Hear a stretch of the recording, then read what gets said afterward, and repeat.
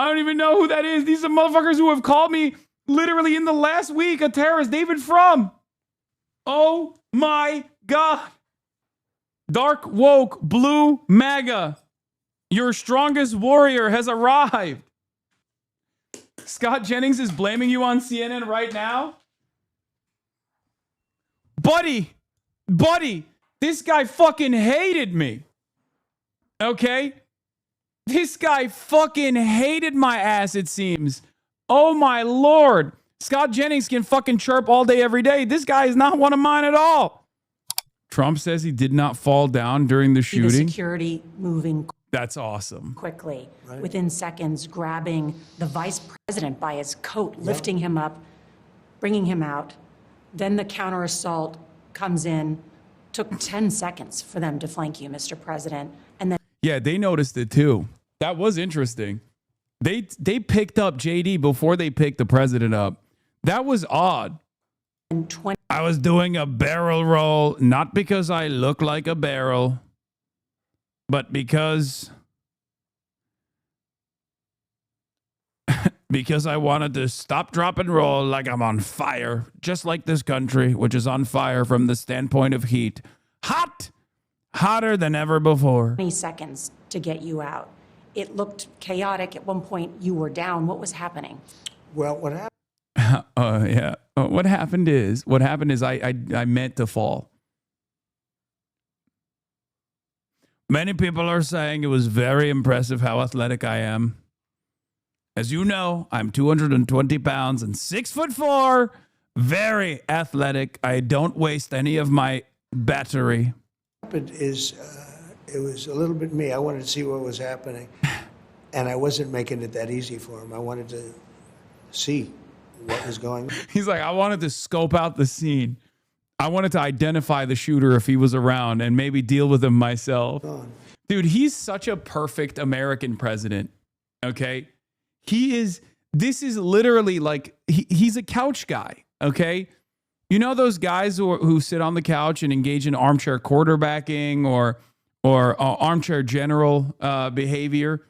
Like the average American who just sits there with his crusty fucking boxers and is like, oh, dude, if I was in that situation, I would have behaved totally differently. Like, he's doing that right now. He's like, yeah, I was looking around. I wanted to monitor the situation. I wanted to see where the shooter was. Maybe throw some mean looks his way. Maybe deal with it myself. And by that time, we started to realize maybe it was a bad problem, different kind of a problem, bad one, and different than what would be. As opposed to a good problem. The normal noise from a ballroom, which you hear all the time. And I was surrounded by great people. And I probably made them act a little bit more slowly. I said, wait a minute, let me see, wait a minute. So, I'm telling guys. Just at that moment where it looks like you go sort of down with the service, you were telling them to wait? Well, I know what happened is then I started walking with them. I started walking. And they said, please go down on the floor. So I went down, and First Lady went down also. But we were asked to go down by the agents as I was walking. Oh, shit. They found his archived tweets. Uh-oh. Turns out he was a Midas touch guy, too. Breaking, I found Cole Allen's archived tweets. He predicted Kamala wins all swing states, compared Trump's win to Nazis getting elected. I mean, he was right about that. He was wrong about Kamala winning the swing states. And moved to blue sky. Scary part, he retweeted every mainstream Democrat on this platform. Thread below. What radicalized him were the same talking points repeated every day on the left. Yeah, his Reddit is boring. It's just like mostly engineering and AI related.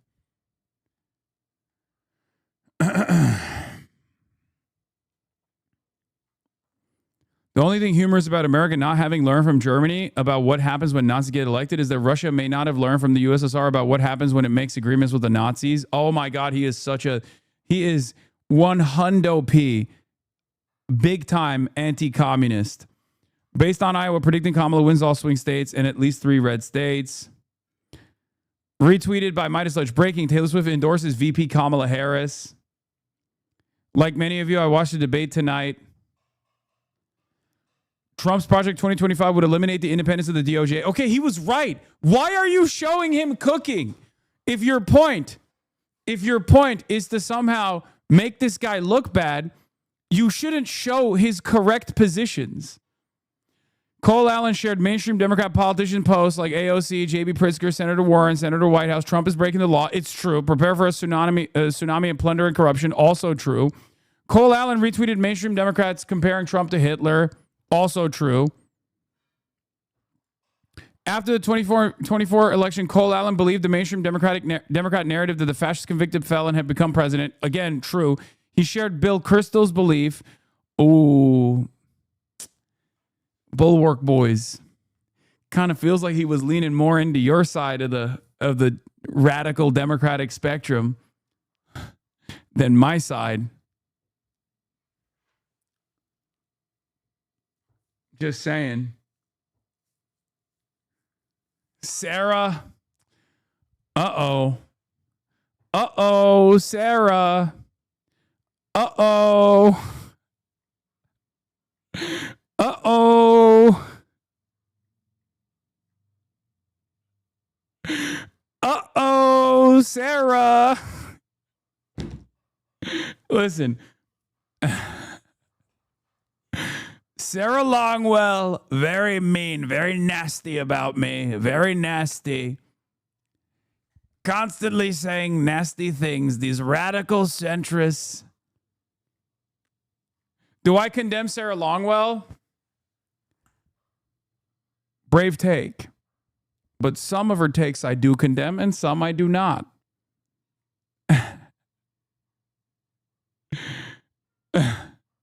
Sarah Longwell incited his violence. Come on, man. Tweet it. No, I'm not going to do that, dude. Shut up.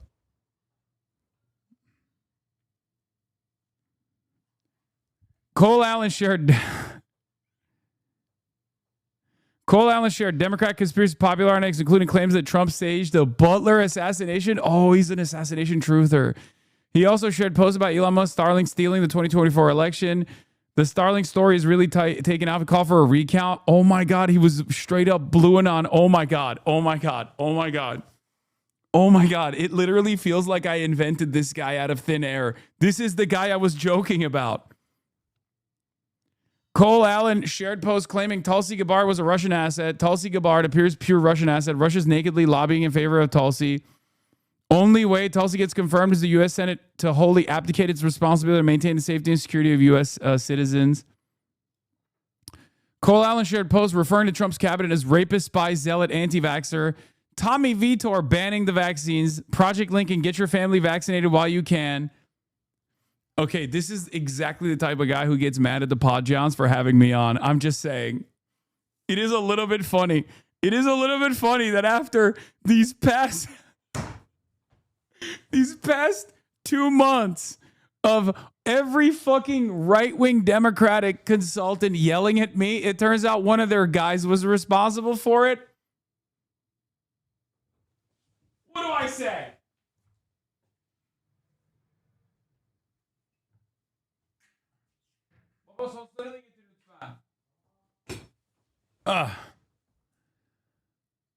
First you joke about NATO Andes, Ryan Ruth appears. Then you joke about Radlib bluing on K-Hovers and this guy appears. I know.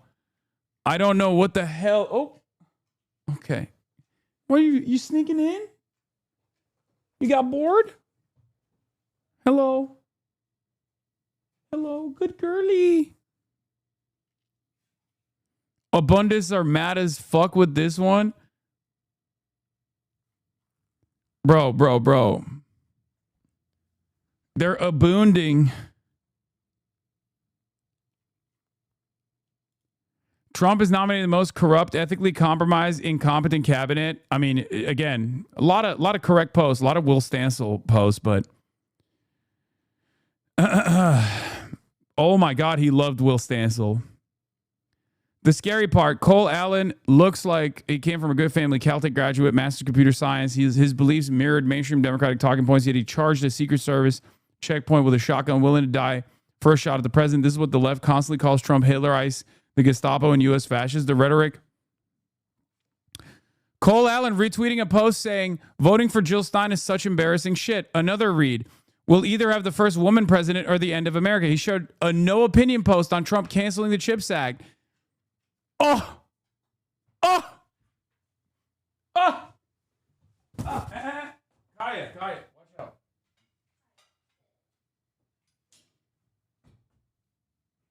Oh!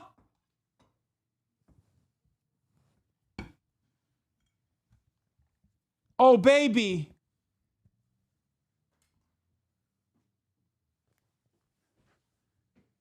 Oh, baby. What a fucking...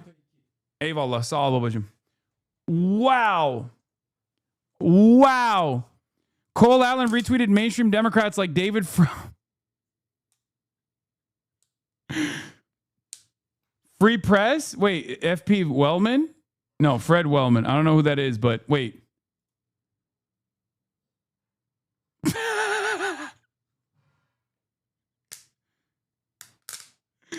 I don't even know who that is. These are motherfuckers who have called me literally in the last week a terrorist. David Frum. Oh my God.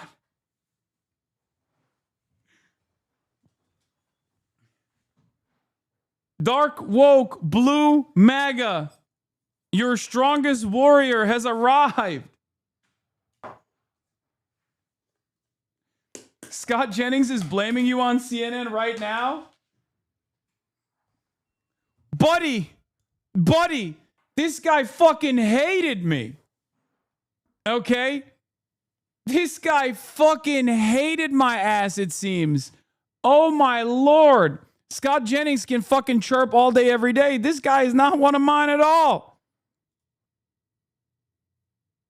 I have a knot in my stomach about it every day that I wake up. To be fair, he's all of our president. So that's number one. But number two, the left is not the only people online and in the world creating this sort of commentary back and forth. And I'm not trying to take away from people who have been targeted and things that have happened to them, but it doesn't change the fact that every single one of us is responsible for the rhetoric that comes out of our mouth, and it is just as equally as horrible on the right as it is the left.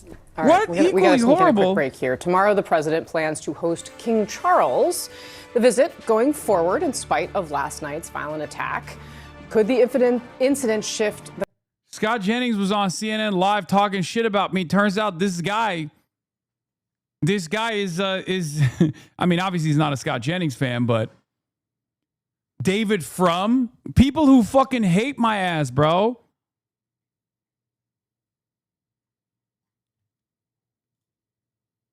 This is crazy. If he turned out to be a HasanAbi hit, would you have left the country? No, of course not, because that's not how things work.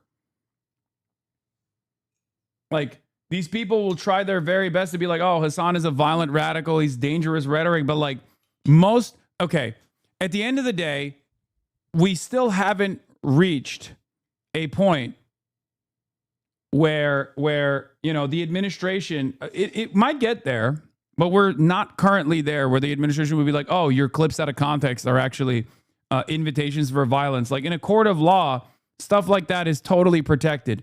Tying that back to someone like myself, even if he was a fucking fan, would be unbelievable. Like, I don't think this is Will Stance's fault either, by the way. I just want you to understand. Like, when I look at his retweets, I'm not doing that to be like a victory lap to be like, oh, Will Stance's statements are violent. No, of course not. It's ridiculous.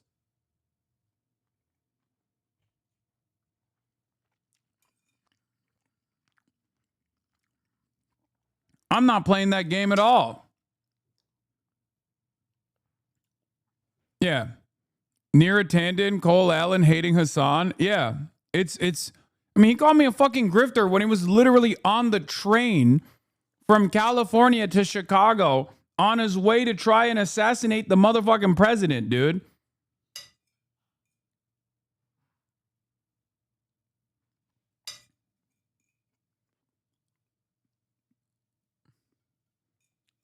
It's pretty hilarious that all these guys are trying to be like, oh, Hasan did this. Yeah, the most political action that my followers engage in is when they go and like run for office, okay? Is when they go and door knock for a candidate. Perhaps the reason for why that is the case is because That's what I constantly tell them to do.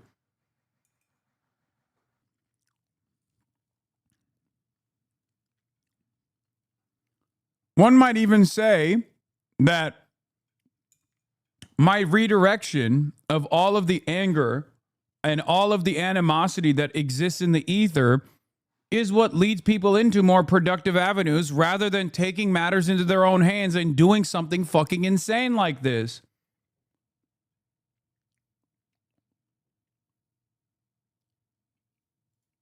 Yeah, this was a really funny take. Person who thinks Hasan Piker is too radical but then proceeds to try to assassinate the president is something that only Blue Sky could produce.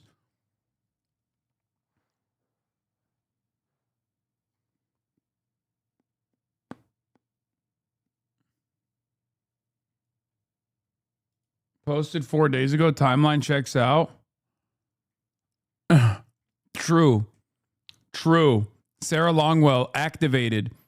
You know what? It was Sarah Longwell who activated him because he was clearly a big fan of Sarah Longwell. Everyone remember that. No, I'm kidding. So, all right, I got to stop making jokes. Bro thought jokes will obviously fly. there are lots of different aspects to this. All right, we just covered that already. Just want to thank everybody in this room for the courage, and I want to thank President Trump for his words, and I promise you, justice will be served. And that was acting U.S. Attorney General Todd Blanche last night, promising President Trump and the nation that the shooter at the White House Correspondents' Dinner will be held accountable to the fullest extent of the law. Joining me now is the chairman of the House Judiciary Committee, Ohio Congressman Jim Jordan. Mr. Chairman, thanks very much for being here this morning. Give us your reaction. Good to be with you. Well, first of all, the good news is that everyone's safe, and well, the Secret Service agent looks like he's going to recover, and everyone else was safe. I think that's the most important thing. But I was struck by a couple things. One, the poise and the composure of our commander-in-chief, our president. I don't think that should be lost on anyone. How he handled this situation and the two previous ones is something very few human beings you would see handle it the way he did. I mean, just true. I mean, under pressure, the way he handles it. Not to mention what President Trump has had to deal with for the last 10 years on all the attacks by the left and the weaponization of government. Very few human beings could go through all that, persevere through all that, and handle things the way he has. So I think that was front and center. And then Todd Blanche was just speaking there. I don't think this should be lost on anyone either. The fact that we have a third assassination attempt on President Trump in that same week, we learn that the Southern Poverty Law Center has been paying and generating hate, the very hate they're supposed to be fighting, and they've been charged by the Justice Department. I don't think that's an accident that we learn about those two things this same week. This stuff has got to stop. But this left pushing the language and promoting the hate that we now learn that was going on with the Southern Poverty Law Center, so much so that they've been indicted. I don't think that's lost on anyone either this week. Yeah, and you've been investigating the Southern Poverty Law Center. You've also been investigating Act Blue. What can you tell us about those investigations? What are you doing about it? Well, I think it's important to remember with the Southern Poverty Law Center, remember, they put themselves out there as the standard. They were the ones who were going to say if you were a hate group, you were an extremist group. Moms for Liberty was extremist. The Family Research Council was some kind of hate group. I mean, they were supposedly the standard, and now we find out they were actually paying people to promote the hate that they were supposed to be fighting, for goodness sake, to the tune of $3 million, according to the indictment that Attorney General Blanche talked about. So this is serious. And I also, the Southern Poverty Law Center was the source cited in the now famous Catholic memo from the Ray FBI, where the Richmond field office had that memorandum where they said if you're a pro-life Catholic, you're an extremist. And, of course, who do they cite in that memorandum? They cite the Southern Poverty Law Center. So this is the stuff that's got to stop. And we're working on investigating these guys and making sure it does stop. I mean, Yeah. The funding hate group stuff is bullshit. It'll get fucking eviscerated in a normal court. The idea that like they're funding these right-wing groups is really funny, especially because if left to these guys' standards, they don't want to consider these right-wing groups to be dangerous terrorist groups, right? But also simultaneously, the first time they're calling these right-wing groups dangerous terrorist groups. Okay. Come on. Evet.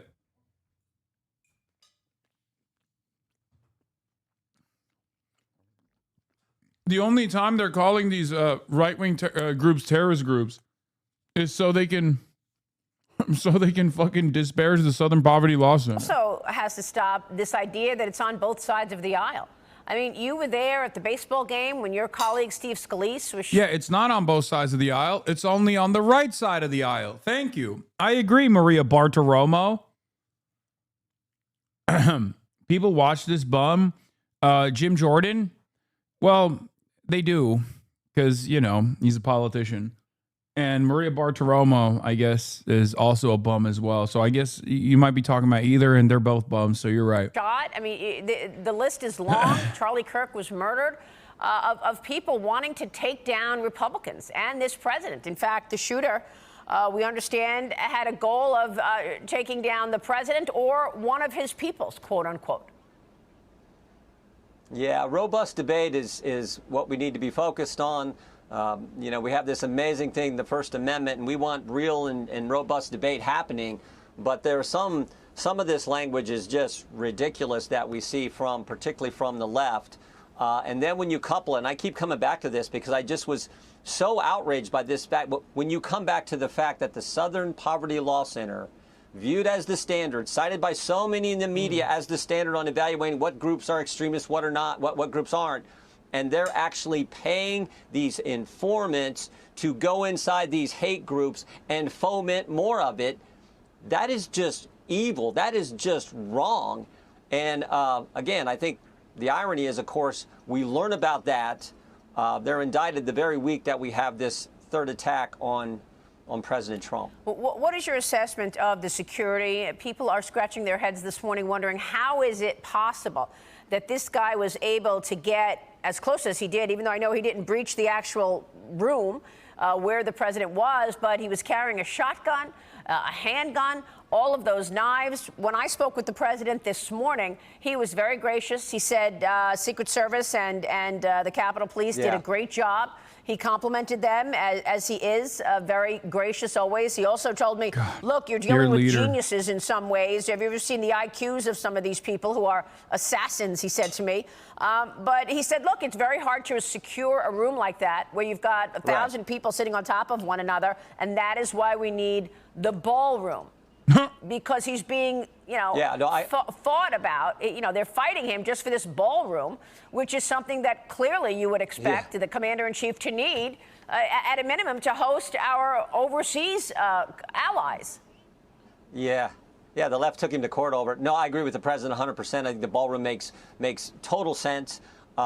That facility there, of course, again, you know, this is where President Reagan was shot. This is the First Lady's luncheon was just there a couple days ago. Right. And it was a packed ballroom there. I mean, you had hundreds of congressional spouses and others there at that event. And I know my wife was there, and she said the room was packed. The same kind of environment they had last night. So the president is right about this, having the ballroom on the White House grounds, which obviously would be much safer location for these type of events, these type of occasions. So I agree with the president. I think, again, it's just common sense, for goodness sake. But the left, as the president says so often, it's common sense versus crazy. The left takes the crazy position and even took the president to court, for goodness sake.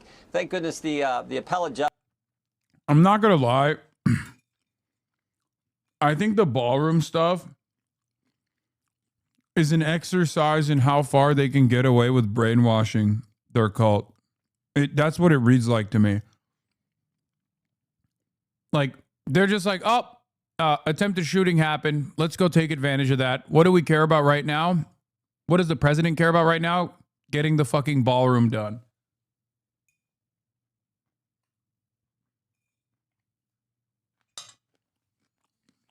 I hate it, but it does work. The judge has said no, the president can proceed. and he can continue to build this facility there on the White House grounds. Are you expecting your colleagues in the Republican Party to agree to just fund whatever's left of DHS and get this done? You heard Senator Ron Johnson with me earlier. Yeah. Does last night's incident make that much more of an urgent matter this upcoming week? Yeah, I think it does. I think both Senator Johnson and Jason said prior that they think that'll move that direction. I do too. I think we can get this all done. I mean, the idea that we had a 42-day shutdown in the fall, and now we've had a 60-some day shutdown of the Department of Homeland Security and ICE and Customs and Border Patrol just makes no sense. Back to my point, crazy versus common sense. We're the party of common sense. They're the party that takes these crazy positions. So, yeah, I do think we can get that both of those things done here in this coming week or coming weeks. But, yeah, it needs to happen as soon as possible. And you mentioned Southern Poverty Law Center has been indicted by a federal grand jury. What happens next with that? Charges include wire fraud, bank fraud, money laundering conspiracy, Congressman. Yeah, again, as I said, this was the group that put themselves out there as the end-all, be-all on evaluating what was a hate group, what wasn't. And it turns out they were actually funding hate groups that they were supposed to be pushing against and fighting against, and it was a scam. They were raising money from this thing, and they were spending a lot of money. So, yeah, we're going to continue our investigation. We're going to bring in people to testify because we think it's important that the country know exactly what was going on. And I can't stress this enough.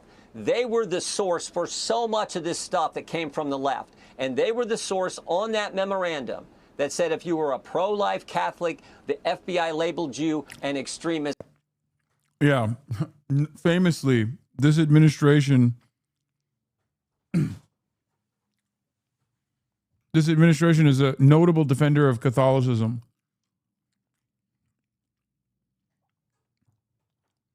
Very famously, a big defender. Donald Trump loves Catholicism, loves defending Catholics. And the footnotes in there were about the Southern Poverty Law Center saying this. So this is how dangerous this group was. And as I said now a couple times, the fact that we learn about them and what they were doing the very week someone tries to, for the third time, take the life of the President of the United States.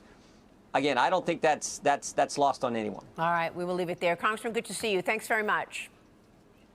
You bet. Thank you. Chairman Jim Jordan, we've got more. I'm not going to lie. We're joined. I think the ballroom stuff is going to make liberals even more crazy. They're going to be like, this is unbelievable. This is, this guy doesn't give a shit about anything. He only cares about the ballroom. Because, like,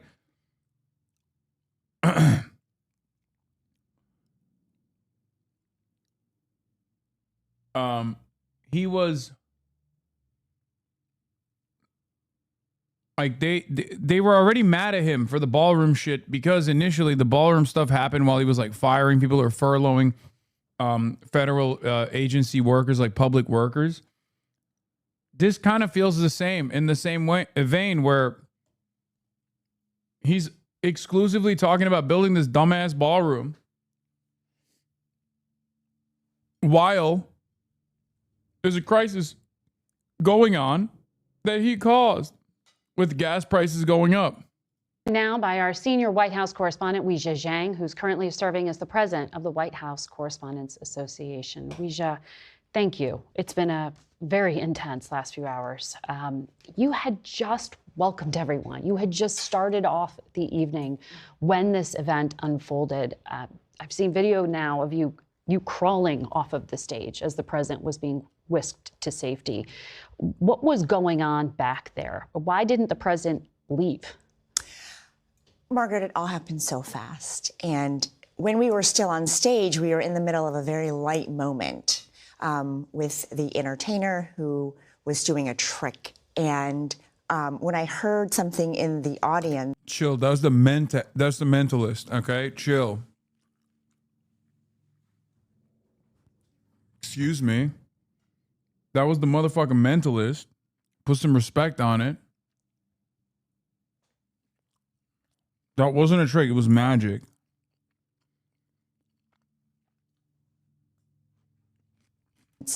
I thought it was a protester or something we're very used to.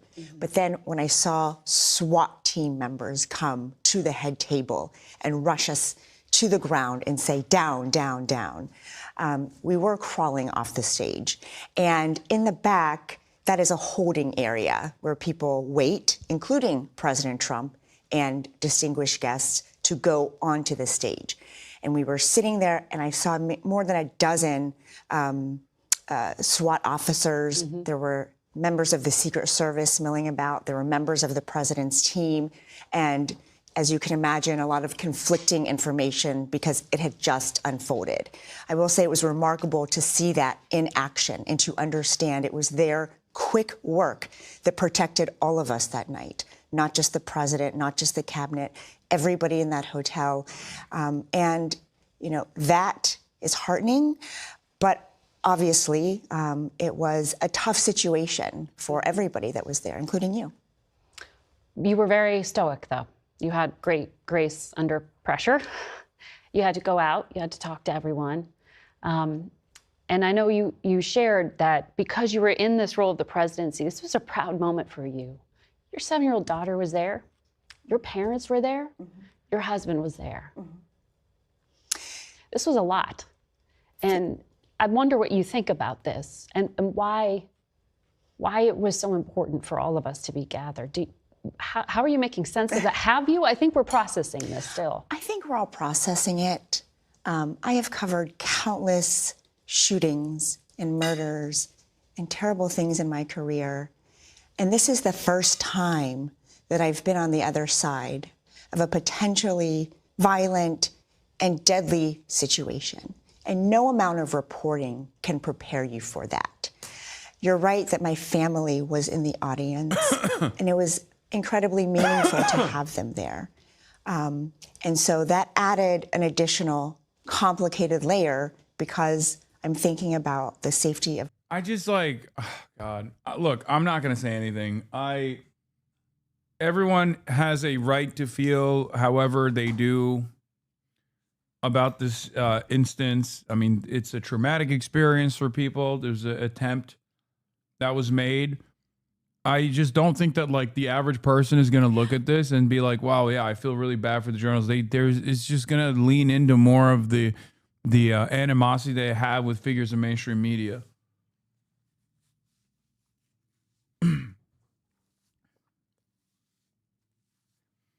Like, I get it. It's a traumatic situation. Anyway, I'm not gonna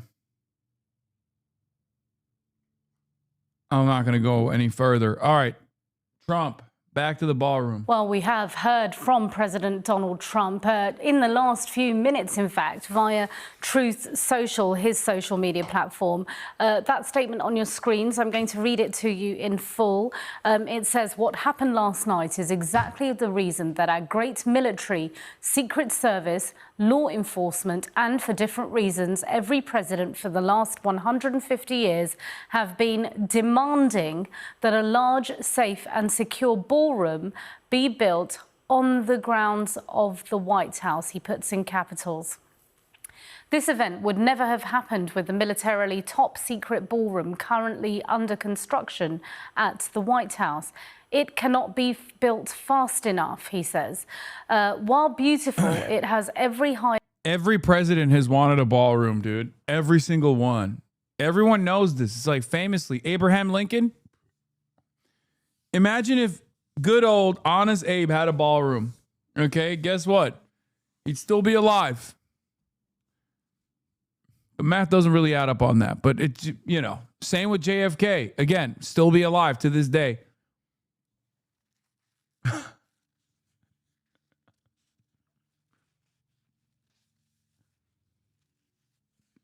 Don't question me on this. Highest level security feature there is. Plus, there are no rooms sitting on top for unsecured people to pour in.